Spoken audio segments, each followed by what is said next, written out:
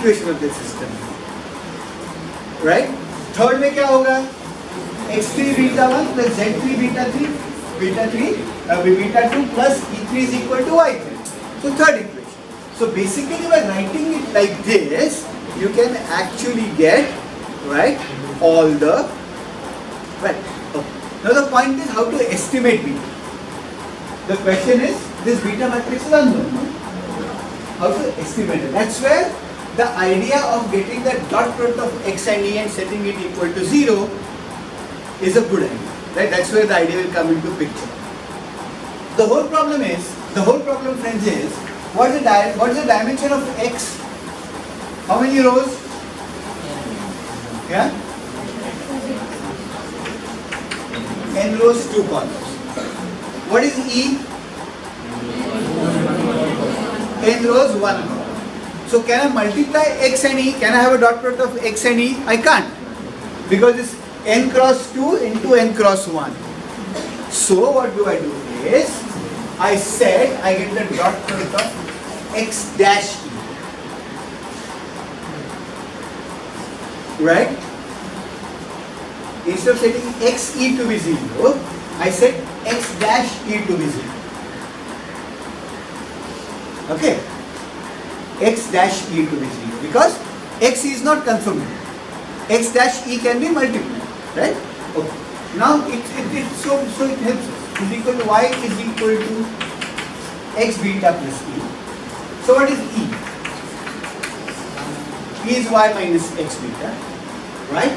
So what does x dash e, in fact, setting x dash e is equal to 0 in fact mean? Setting x dash e equal to 0 in fact means the following. Okay? X dash. Yeah, because this is e. Y minus x beta is e. Right? So this means x dash y. Yeah? Or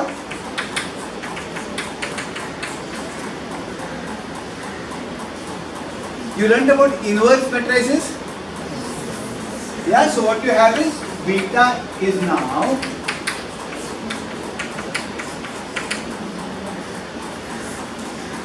not denominator. X dash y into x dash x inverse. Right, and because an estimate it becomes beta hat. Right, so in a multiple linear regression model, you get the formula for beta hat x dash y into x dash x inverse. Do you see the relationship between the previous formula? What is x dash y? So think of x dash y. Right, suppose it's just one variable. Right?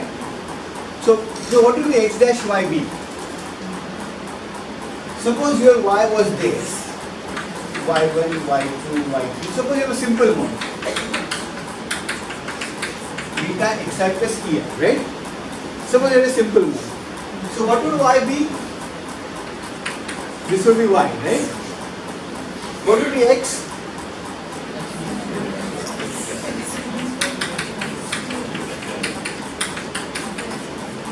This will be x. What would be x transpose? X transpose would be, yeah. What would be y? So what and y would be, so x dash y, and so you will get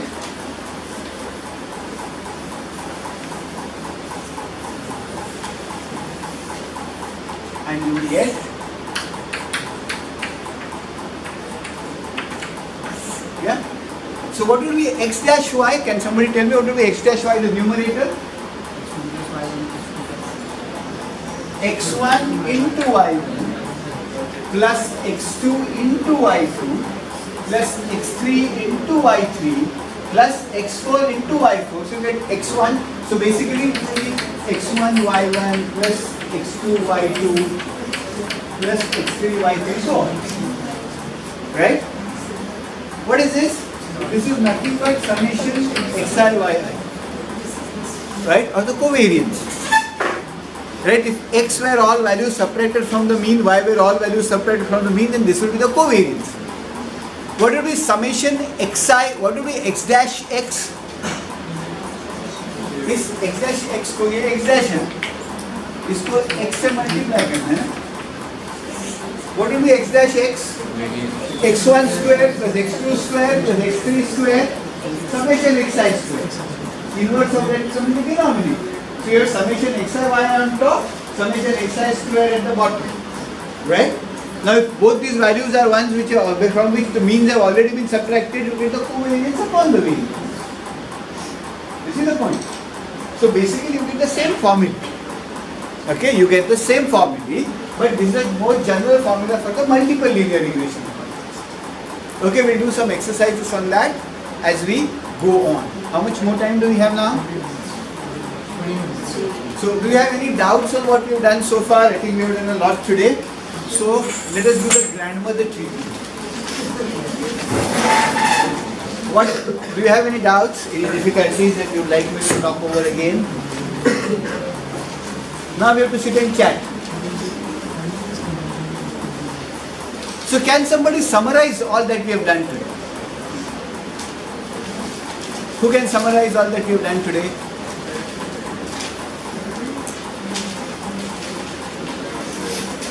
What is the first thing that we started with? Population regression function. What does the population regression function tell you?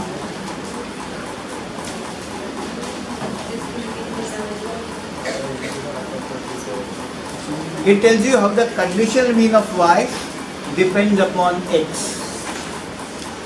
Right?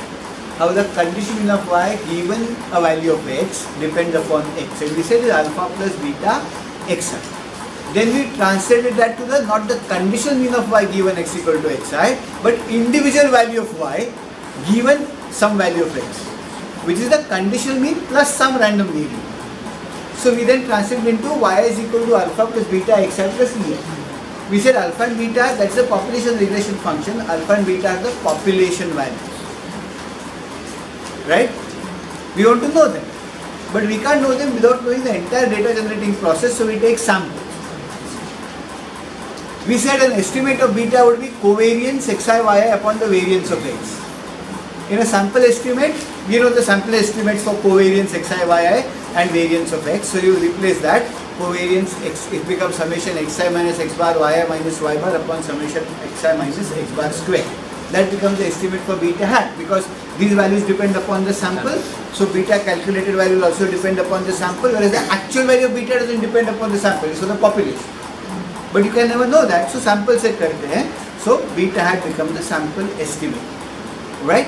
Alpha hat ka estimate kya aa gaya? Y bar minus beta hat x bar, and it is easy to show that, right, from the expected value and all. Then the next thing that we showed was that as long as the assumption that we are going to make critically is covariance xi ei is equal to 0. If you are willing to make that assumption, then it can be easily shown that beta hat is a consistent estimator of beta, because as the sample size becomes larger and larger and larger, covariance will get summation xi minus x bar y minus y bar upon n will get closer and closer to the true covariance. Similarly for the denominator, so beta hat will converge, get closer and closer to the true value of beta. Right? Beta hat will get closer and closer to the true value of beta. Right? So that's how we can show it. But critical assumption is covariance xi ei is equal to 0. Right? Okay. Second assumption that then we said that the alternative way of deriving this is to go to the method of least square.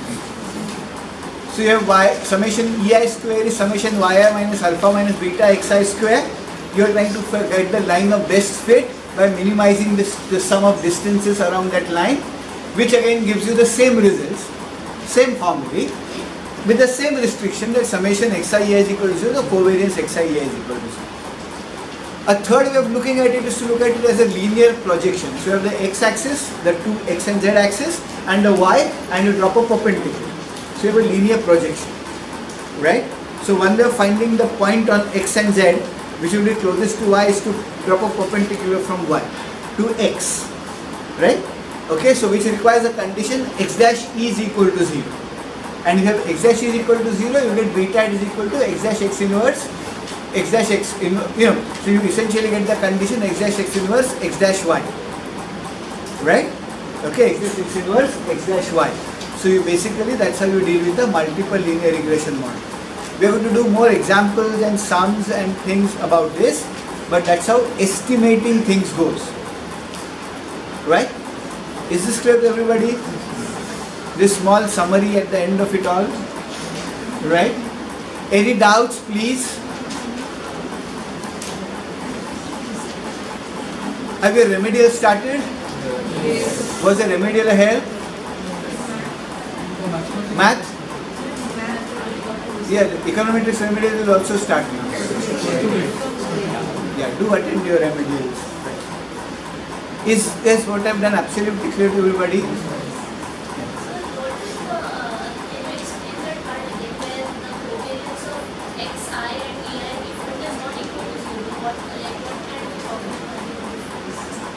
Okay, let's ask, this is a very important question. So if covariance xi ei is not equal to 0, what is the problem that we will face? Yeah? So let me just write this down. Yes. Okay. So your function is another variable, but that variable is unobservable for us. Yeah. So basically you have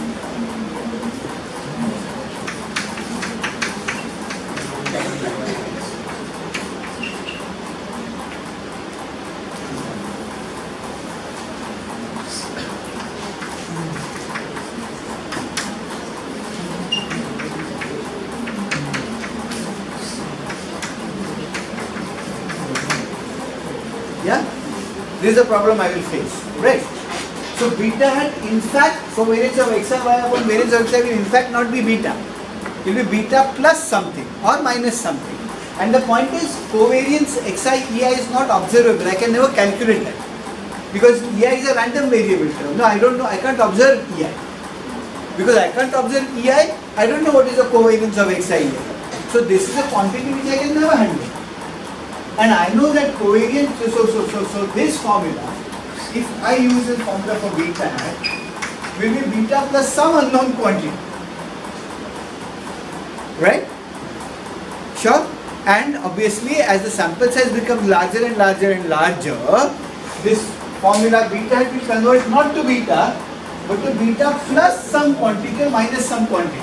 So even the sample size becomes very large, my regression estimate of beta will not necessarily get closer and closer to beta. It might be going somewhere. My computer will give me some beta hat. But that beta will have nothing to do with, not necessarily anything to do with the actual beta that I am trying to estimate for the population. Yeah, because ultimately the problem is that of estimating a quantity which I cannot know there. It's not a question of only calculating a beta. That beta is a guess of the actual beta out there. There has to be some relationship between them. Right? And if covariance xi is not 0, then I can't show you that the relationship actually exists in a sensible way. Right? Sure? Is this? Thanks for asking this question. A very, very important question. Because a lot of applied regression modeling goes wrong essentially on this.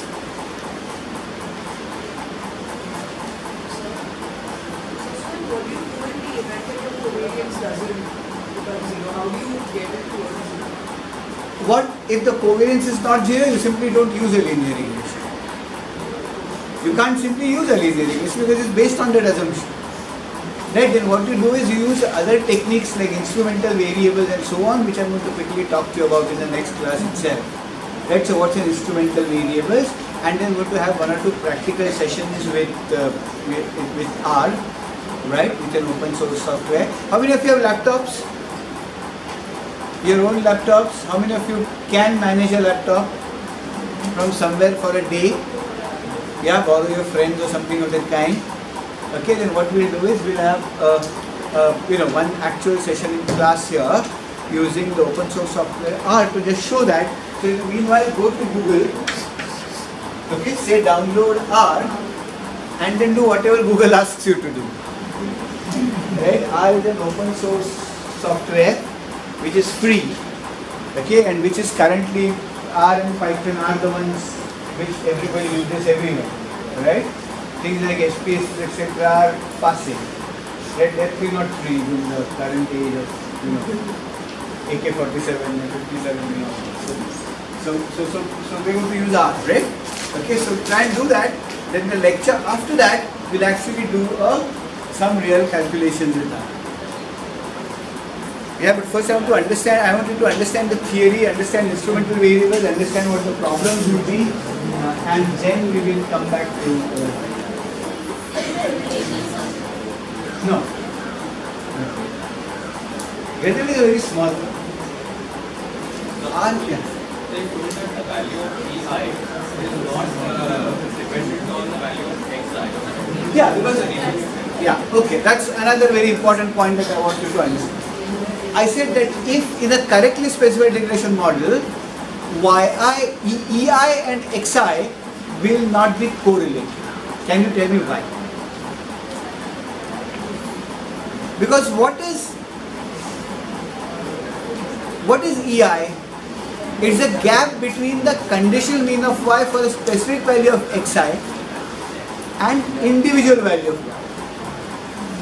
Right? Okay? Now, think of the following problem. We have got, say, 100 households. Right? Their average income, say suppose their incomes of all those households are say 10,000. They have got different levels of expenditure. Okay? Suppose the average expenditure of these households is 6,000. So what is 6,000? The conditional mean of expenditures given incomes equal to 10,000. Okay? Now if I pick up some household at random, it will not necessarily have exactly expenditure equal to 6,000. It can have 6,500 or 5,000 or whatever. Right?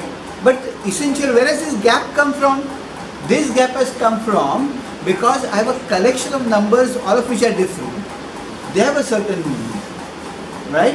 And if I pick up a number at random, then because of the randomness involved, pure randomness involved, that number will differ from the average number. Right?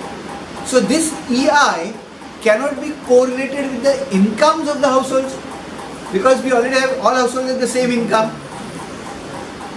All households at the same income, right? Okay? They have different expenditures. And EI captures the difference between the expenditure of the ith household and the average expenditure of those households for that income. So it is essentially something which is coming from a pure act of random selection. And that act of random selection is not dependent upon household incomes. So the EIs are not correlated with XIs. Yeah? But very often that might not really happen. So, but if in the 3 coins experiment, the conditional mean that x was 2, conditional mean of y given x is equal to 2 was 2.5, and the actual values of x were 3 and 2. Actual values of y were 3 and 2. Y were 3 and 2. So now think of this. What is 3? So I get E is either 0.5 or minus 0.5. So but this minus 0.5 or plus 0.5 is not related to 2.5, but it's not related to 2. Okay. It's not related to x is equal to 2. अगर x equal to 2 है, तो it does not necessarily mean that y will be 3 or it does not necessarily mean that y will be 2. Y can be 3 or 2. And that is the plus 0.5 minus 0.5 gap, which has nothing to do with what x is. Right?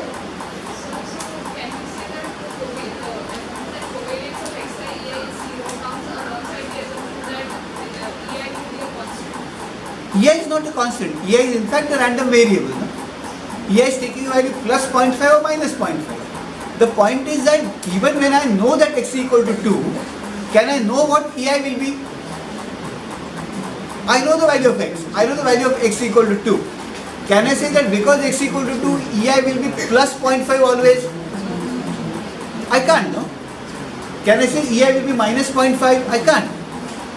All that I can say is x equal to 2, EI can be plus 0.5 or minus 0.5. If x equal to 1, EI can be plus 0.5 or minus 0.5. So I can't say anything about EI. Because I cannot say anything about EI, that means that EI is not correlated with x. Yeah? Sure? Are we done?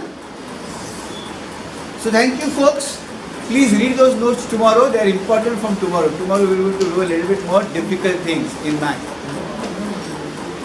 Yeah?